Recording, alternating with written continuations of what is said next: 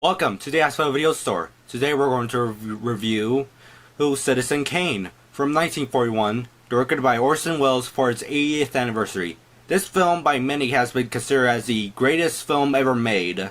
I finally got around to actually see this film for the first time for this review. So let's begin. The story is about Charles Foster Kane. After his death, many people begin to question what was the meaning of his last words he had spoken. So a reporter goes around talking to people, mainly the people who actually had some interaction with Kane, having one part of his life and all that. So we begin to learn about certain parts about Charles Kane's life, from his beginnings to where he ended up. But in any case, so that's the basic plot. What could I say about this movie that hasn't been said before?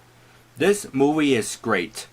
The story was really interesting. The characters were so well done. The script itself is very well written. I really like the dialogue of the film and how the characters interact with each other. For example, there's this one scene where Charles Foster Kane goes into a newspaper company, I believe, like a newspaper building, because he's going to take over it. But you see him having interaction with both with his friend and also with the guy who's running the place, and it has this back-to-back sort of scenarios type of thing, which I really like. The acting is very well done, and cinematography and lighting was also well done. And I also really like the technical aspect of the movie and how this film was shot. Instead of having some things like background out of focus or foreground out of focus, everything is in focus. And the soundtrack is also really well done, so I'll give it 5 out of 5 stars. Yes, it's been a while since I gave a film a 5 out of 5. In any case, so I only own the movie on DVD, as you see here.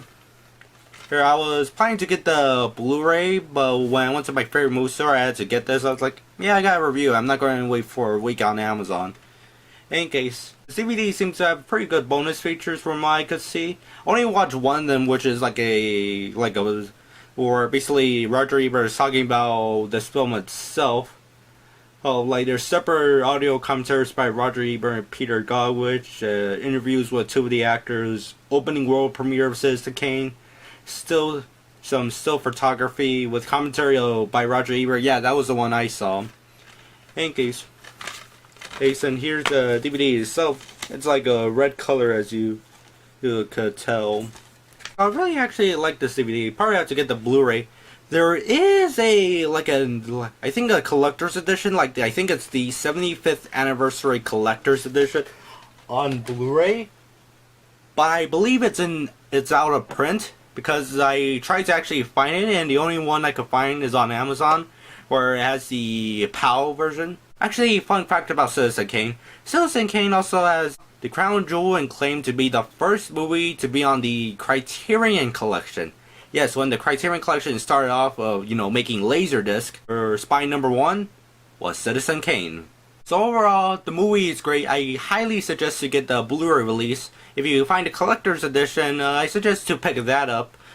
Like the collector's Blu-ray edition of the 75th anniversary. I hope one day the film will actually get a 4K release of the film. So that's all the review. Have a nice day, and later on come back to our video store.